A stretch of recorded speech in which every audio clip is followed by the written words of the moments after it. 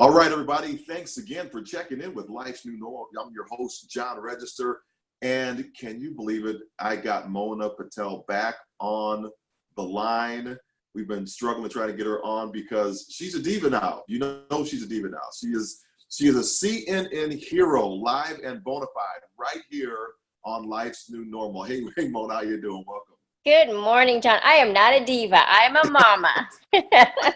She's a diva That's mama. why I'm late today. I hit traffic going to school.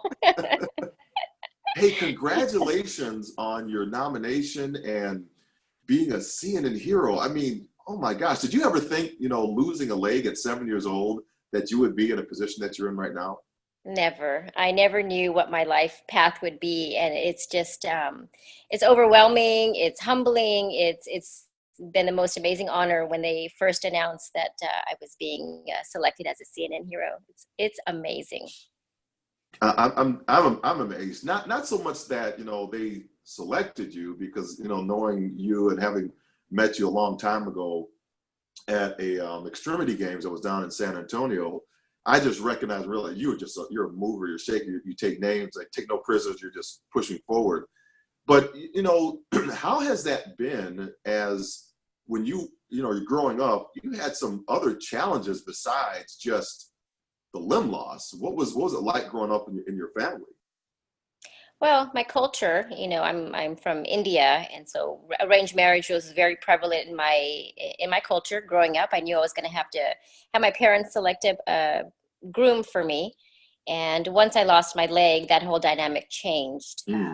Because I was considered, less than, and I would have to have settled for someone who was also less than in some way.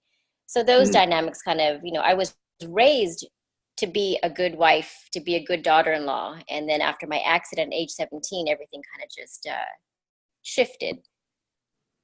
So, when you're talking about that and this less than mentality, this kind of helpless mentality, what was it that switched the switch for you to say, I'm not going to be a part of this helpless mentality, and I'm going to live life as I see fit? Truly, John, my accident, it was the biggest blessing in my life. I remember vividly laying in my hospital bed, attached to every machine possible, and remembering that I made a vow that I was going to stay in control of my life and that I was not going to let this situation dictate my life. And my parents worked with me. My parents gave me so many more freedoms after my accident. They let me study abroad. They gave me permission to select my own husband. Things that if my accident did not happen, I would not be sitting here with you right now. I know that for a fact. And do you think that, I don't know, because, I think, when people go through limb loss, there's this first initial reaction of this helpless kind of mentality. Sometimes, I don't know if it happened with everybody. I know it happened with me and some others I talked to. What really was your first initial reaction?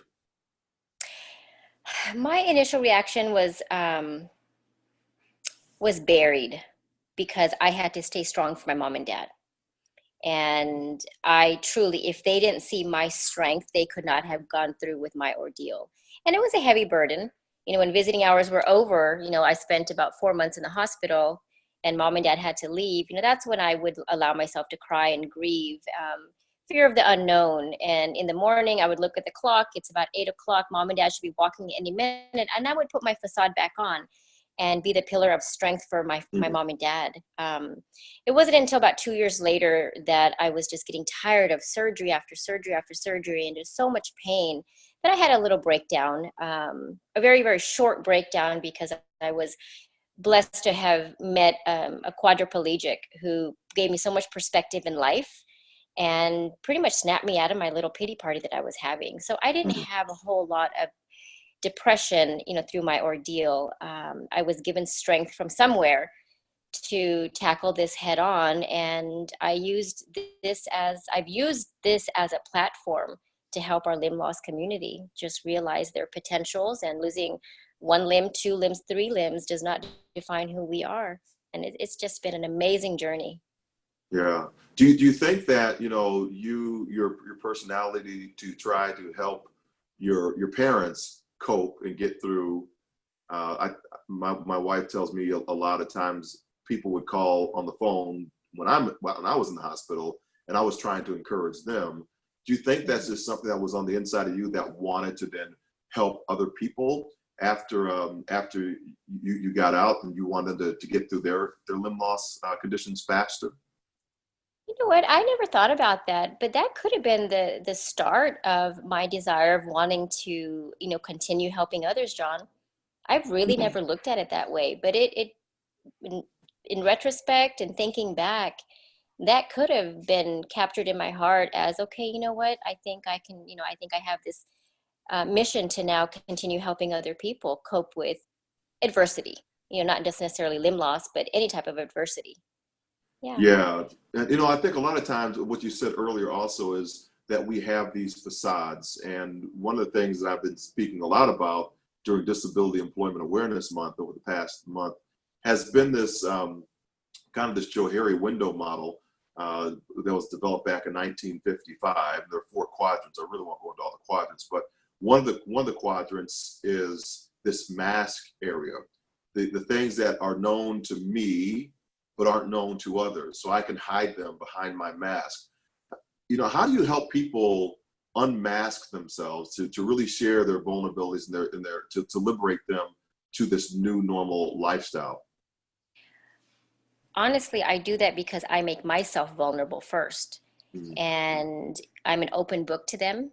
And as soon as they feel and trust me and my heart and my genuine desire to help them, they open up Yeah, and they trust me to help guide them through their journey and their new normals.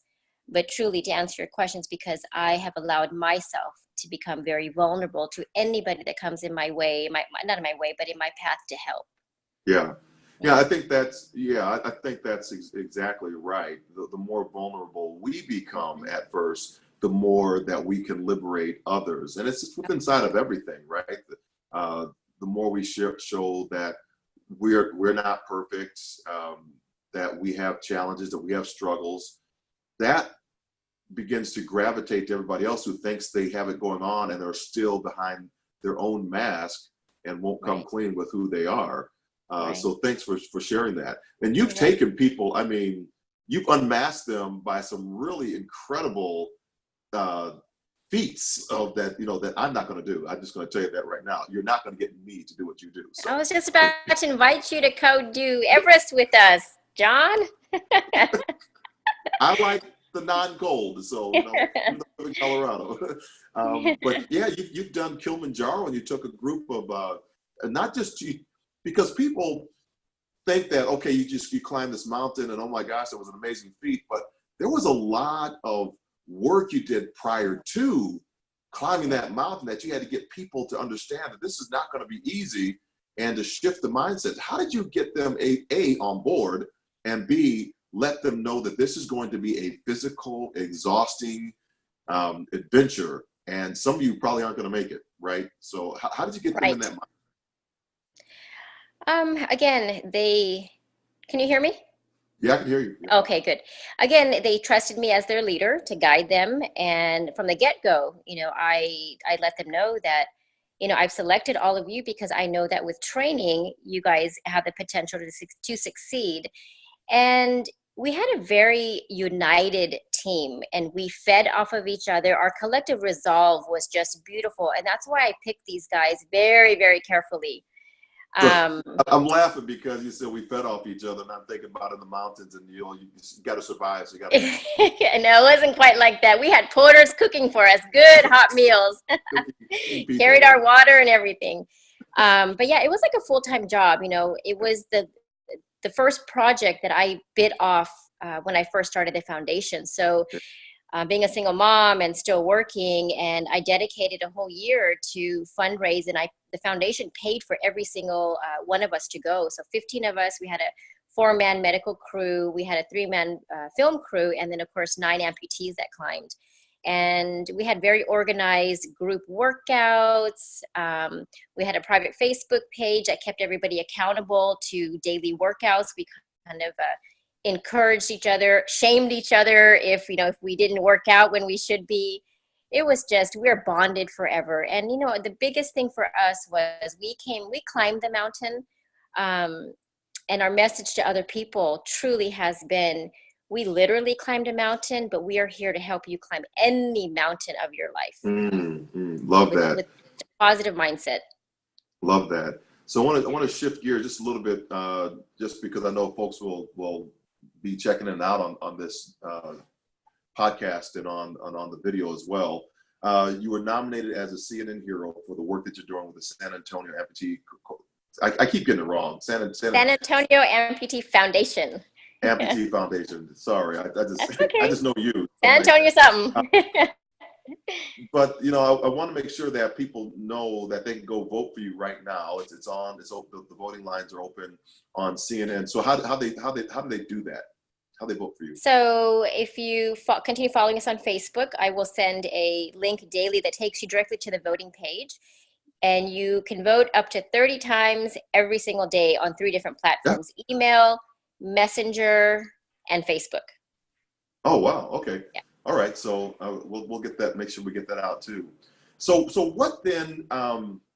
What drives you? You drive other individuals, but what's the fuel behind your drive that helps others? What drives me? Just, I think maybe the feeling of purpose that I get every day. We all want to leave this existence knowing that we made a difference in the world. And I wake up every day, just kind of hoping that I can make a difference for at least one person. And that's what drives me every single day. Of course, my children drive me. I think, I think that drives some people. I don't know if it drives everybody, because I think some folks are just coasting, right? I think they have gone kind of down this downward spiral of helplessness. And I got what I got what I got. I'm just going to be here. So I might as well just kind of coast and not make any waves. And I'll keep my head down. I'm not going to get any political fights. I'm not going to get any other types of fights. And I think the press is waking up from that facade. It's this, we have this ability on the inside of us that needs to be clicked on and turned on, because without us being turned on, no one else can fulfill the mission that you have in life. That drunk driver changed your life when you were 7 years old, and unbeknownst to him or her, you're now nominated as a CNN Hero because of that one instant that happened in your life. A lot of folks I see tend to take that one instance in their life, and they feel they take it inward and feel sorry for themselves that I can't jump out of it. And I know for me, it was there at times, in moments where I was like, the woe is me. I'm not going to the Olympic Games anymore. All these things are kind of pressing on me.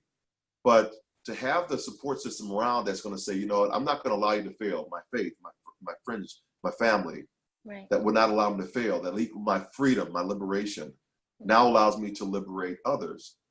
And you were able to turn that corner, because I think innately within inside of you, you wanted to help your parents feel, okay, this is going to be all right. Right. And now you feel that to really help others. So what then were the discoveries, as you're going through this process? Even, it can be either from limb loss now to, helping others, or to just discovering that people are recognizing because you're a CNN Hero now. What was it, the discovery that you made about yourself, that's the most poignant thing? I think what I have discovered most about myself is that because people trust me and I live my life as a role model to them, I've seen, John, hundreds and hundreds of people who are in those places where they're just coasting, or they just can't get out of their adversity, and I've seen them have a shift. I've seen them be given the motivation and the inspiration to get out of their little funk and do something productive first for themselves, and then in turn, helping the community. And I have testimony after testimony of people who look to people like you, look to people like me for a little bit of hope and inspiration. And sometimes that's the only shift that they need. And so something that what I have learned is I need to continue every day waking up and living by example, because people are watching. And when they watch someone that's positive and doing good for the world, it's contagious. Yeah. It's truly contagious. And I truly think it is our responsibility to continue living a positive life, because others are watching, and we never know, just kind of from our vulnerabilities, what we're going to do to help someone else who really needs us at that point in their life. Yeah. Yeah, I call those the echoes that come back. You put things out and it hits some type of resistance, whether it's in somebody's life and they've been resisting life, and they look at the message, and all of a sudden that resistance permeates in their life, and they're the ones testing it, bouncing it back to you, and it's hitting other people on the way back to impact their lives as well. Absolutely. And wow. one of my big projects with my foundation is, people are always thanking me or expressing their gratitude for what I've done for them. And of course, I graciously accept and tell them they're welcome. And I always remind them that my gratitude is going to come in the form of when I call you one day and somebody else needs your strength and inspiration, that you will never tell me no, and that you will go and pay it forward. And that is the biggest blessing that I could ever receive, is when these people that I get the opportunity to help turn it right back around and help somebody else. It is so beautiful, John. Yeah. It is so beautiful. That, I would never go back 17 years, or actually 30 years ago when I was 17 years old, and change anything. Yeah. It has truly shaped my life, and I'm a happy girl. I'm a super, super happy girl. Well, thank you, Mona. We've been talking with Mona Patel. She is one of the top 10 now for CNN Hero. We're going to chat with her again before she goes to New York, because I want to hear all about the red carpet and all the treatment that you get, and who's going to be the star that introduces you on Anderson Cooper. And I think that he's going to have a co-host this year as well. Kelly Ripa. Say again? Kelly Ripa is the co-host. Oh, Kelly, that's great. Awesome. So that's going to be a spectacular night. And I know that you got your boyfriend George going on with your life partner. No, he's not going with me, actually. What? No. No, I'm taking Dr. Right. What's that? I'm calling him right now. He's got to be on the plane. No, it was a decision we both made. I'm taking Dr. Carwin McCain. He was the one that actually nominated me, one of my good friends. Awesome. And George is going to stay behind to take care of the babies. Okay, awesome. That's good. Yeah. Well, it's great seeing you. I know you did Challenge Athletes Foundation's the big ride out there in California. So congratulations for that finish out there. Thank you. And you just keep on pedaling, you keep on moving, and you just keep on inspiring. So I'm so honored to know you. Ladies and gentlemen, we also are the Churro Kids. So every time we go out places, we are always linking up and getting churros. That's our thing. We've been doing it. I don't know how long we've been doing that churros. Probably at least gotta go out and find churros. Sometimes the restaurant's already closed down, and we knock on the door and beg them to fire up the fryer again. That's right. Well, congratulations once again. They can find you and vote for you in 3 different ways. Tell them how they can, how our audience can do that again. So cnnheroes.com, and you can vote up to 30 times a day in 3 different platforms: email, Facebook, and Facebook Messenger. And then the live tribute in New York is Sunday, December 17th. And so we would love, love, love your support to watch and also to vote. We're going to try to launch our youth program. If we are selected as CNN Hero of the Year, we get $100,000, and I will finally have my dream program and launch our amputee youth program. Amazing, and I can't wait for that. And we're just gonna, whatever the outcome is, we're gonna make sure that we're supporting our whole crew here. That's our inspirers, as they are known. We're going to get that supported out, because, you're just doing phenomenal work, and we want to be supportive of you and the work that you're doing. Thank you. So thank you, Mona, for being on. And I really appreciate your friendship, and congratulations once again on being nominated as a CNN Hero. Thank you, John. I love you too. Honored to Oh, know you. Always, always wonderful to see your face. thank you, Mona. And we'll be Have right a back wonderful after day. this with Life's New Normal. Tune in, stay tuned, because we got another hot guest coming up for you. This woman's been around the world. She's always around the world doing great stuff. She's a rapper. She's a firefighter. She's a police officer, EMT, everything. We're going to Wow. be wrapping up with another phenomenal young lady. And once we get with Ashley Rain, she'll be coming up next on Life's New Normal. So we'll talk to you a little bit later after this. Go forth and inspire your world, everybody.